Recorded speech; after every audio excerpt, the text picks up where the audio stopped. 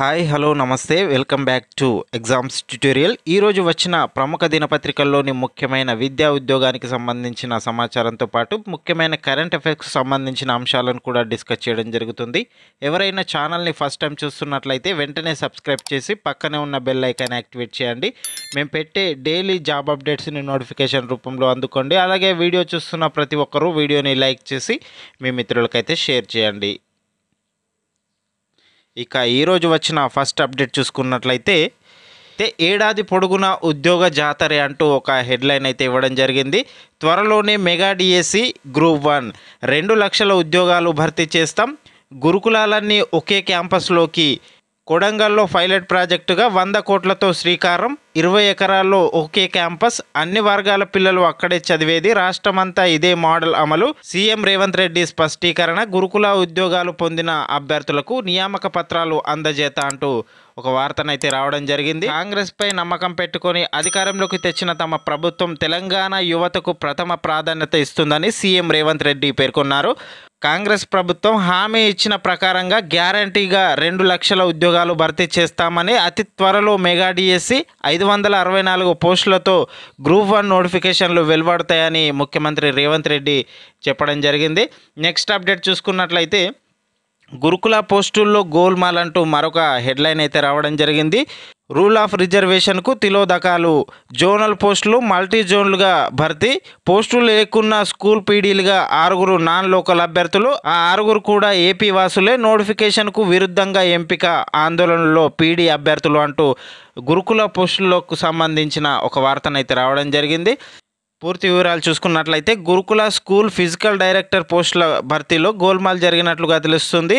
Rule of reservation పాటించలేదని zonal పోస్టులను multi జోన్లుగా నింపినట్లు అభ్యర్థులు ఆరోపిస్తున్నారు.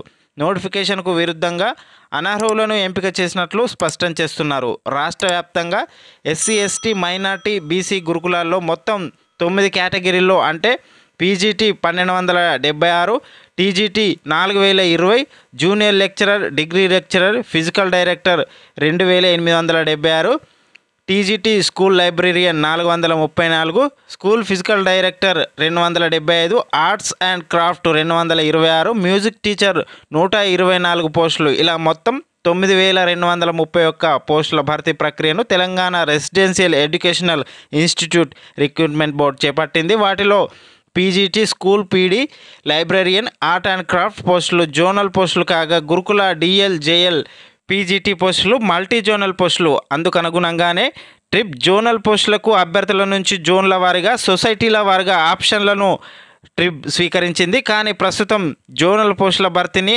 అందుకు విరుద్ధంగా చేపట్టిందని అభ్యర్థులు ఆరోపిస్తున్నారు.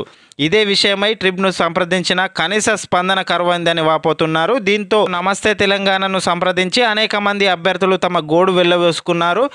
గురుకుల పోస్టుల్లో గోల్మాల్ అంటూ నమస్తే తెలంగాణలో వచ్చిన ఒక ఆర్టికల్ అయితే మనం చూస్తున్నాం. నెక్స్ట్ అప్డేట్ చూసుకున్నట్లయితే నిరుద్యోగుల కలలను నిజం చేస్తున్న సీఎం అంటూ మరొక హెడ్లైన్ అయితే రావడం జరిగింది. నిరుద్యోగులకు ఇచ్చిన హామీలను నిలబెట్టుకుంటాం. త్వరలోనే గ్రూప్ 1 పరీక్షలను నిర్వహిస్తాం.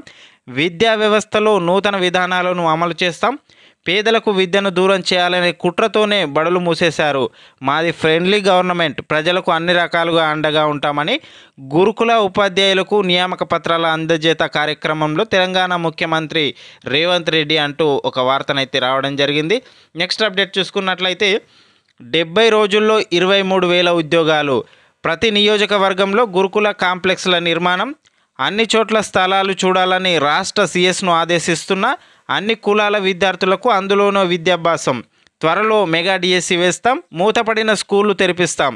త్వరలో గ్రూప్ 1 పరీక్ష నిర్వహిస్తాం. గురుకుల ఉద్యోగ నియామక పత్రాల పంపిణీలో ముఖ్యమంత్రి రేవంత్ రెడ్డి అంటూ గురుకుల ఉద్యోగానికి ఎంపికైన అభ్యర్థికి నియామక పత్రం అందజేస్తున్న సీఎం రేవంత్ రెడ్డి అని ఒక ఫోటో అయితే ఇవ్వడం జరిగింది.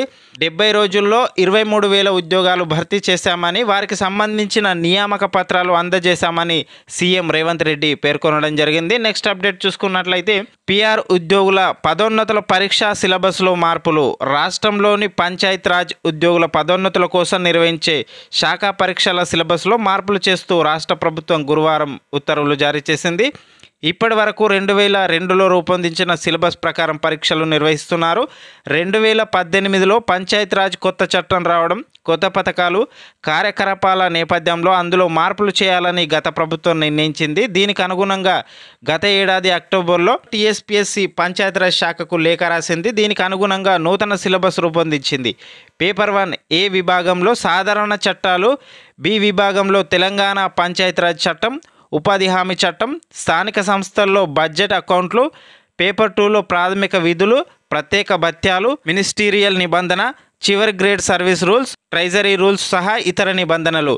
పేపర్ 3లో ఇతర అంశాలుంటాయని ఆ శాఖ ముఖ్య కార్యదర్శి ఉత్తర్వుల్లో వెల్లడించారు. ఇది ఈరోజు వచ్చిన ప్రముఖ దినపత్రికల్లోని ముఖ్యమైన వార్తలు.